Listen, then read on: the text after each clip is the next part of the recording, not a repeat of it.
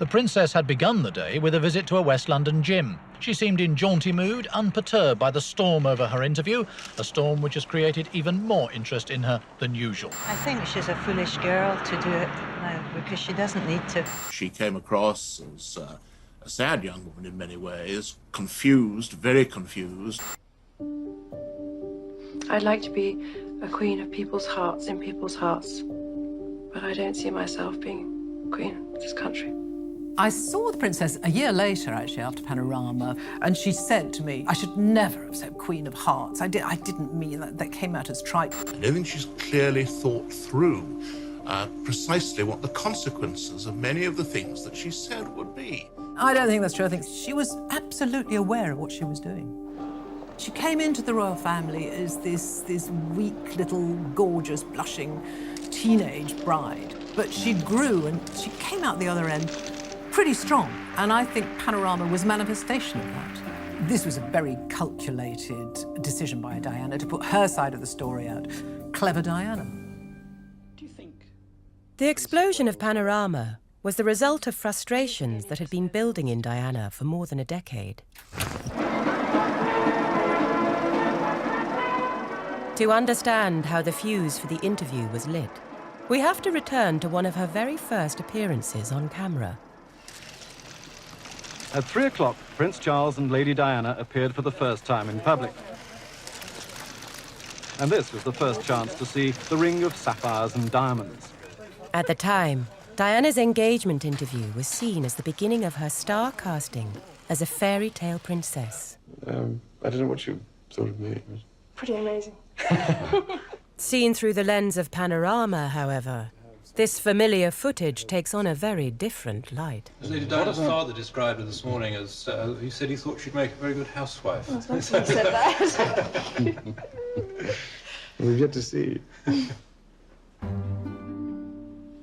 Good. Level's fine. Speed 1. I'm Padisha, and I'm a filmmaker and a journalist.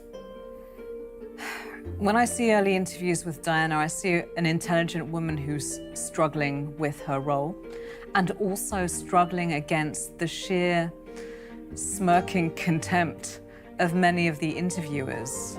And I'm amazed that she's been brave enough to take me on.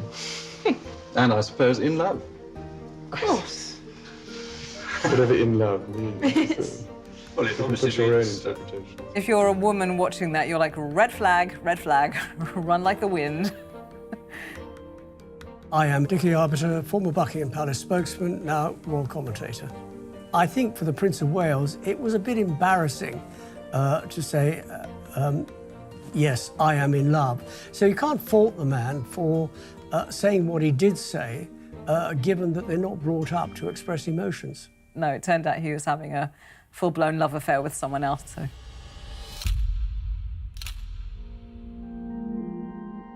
By the mid-1980s, Charles's affair with Camilla Parker Bowles was an open secret. Throughout the decade, however, television documentaries such as those hosted by Alistair Burnett kept alive the fantasy of a fairy tale couple. Yes, 4 hands, 2 princes, and the piano. It's a photo session at Kensington Palace with the Prince and Princess of Wales and family. My name is Richard Kay, and for many years I was the royal correspondent of the Mail. During the crucial period of the Diana years, I wrote about her a great deal, and in time we became friends.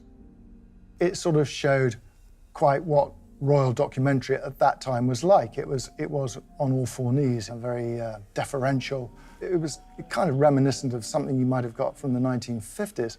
What do you feel your role is? What is your contribution?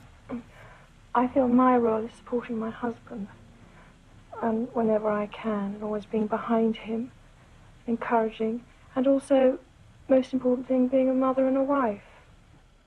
The Burnett documentaries may have looked dated, but they offered a deliberately nostalgic ideal of the nuclear family that was still popular when John Major came to power in 1990. It is time to return to those old core values. Time to get back to basics, to accepting responsibility for yourself and your family, and not... I think that John Major saw a vision of England which was conservative with both a large and a small C.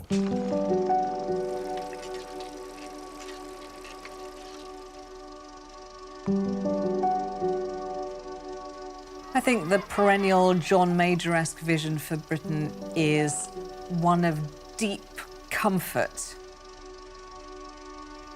It's the idea of a little Britain and a middle England, which is not negative.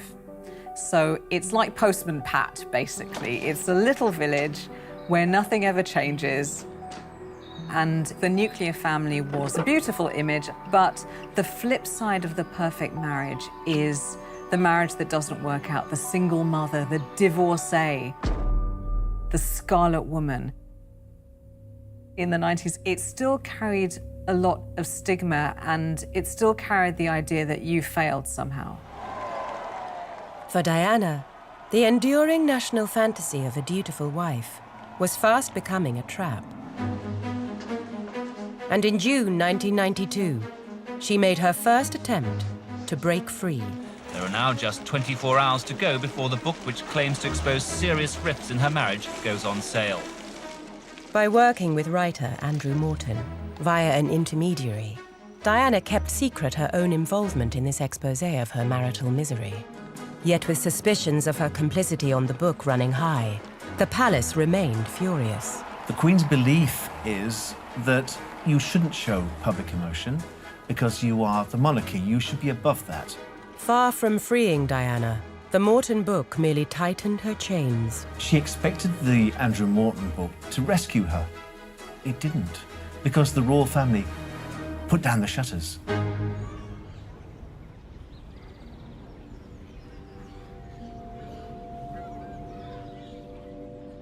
From 1992, Diana lived alone at Kensington Palace, separated but not divorced.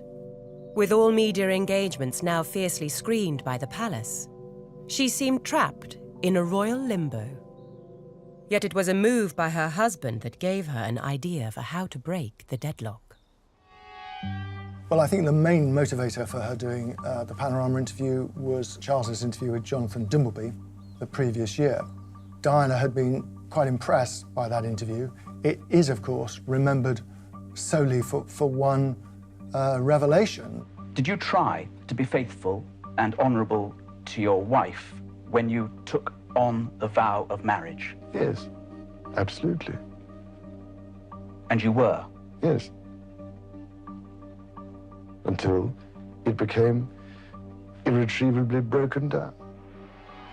There was something about how she felt Charles had come out of the Dimbleby interview, that there was a sort of a frankness about that interview that she actually quite admired, and she began wondering and talking about whether she should do something herself. After over a decade of staying silent on camera, Diana's frustrations had finally boiled over.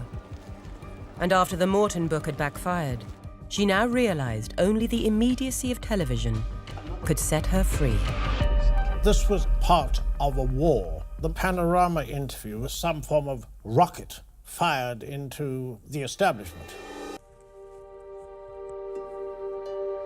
My name is Paul Burrell, and I was the butler to Diana, Princess of Wales. Right. I remember the princess telling me, "I'd like you to go and pick up somebody at White City. It's a secret. We don't want anybody to know about it."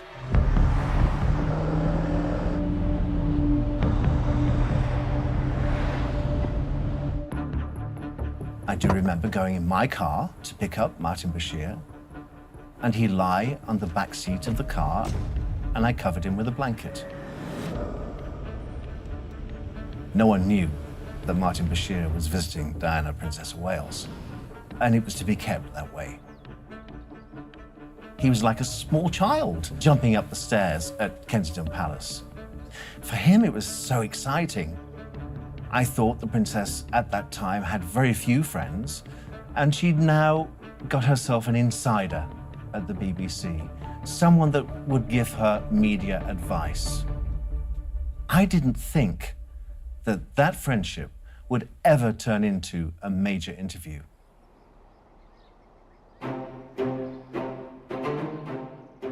By the mid-90s, Diana was an outsider in the British monarchy.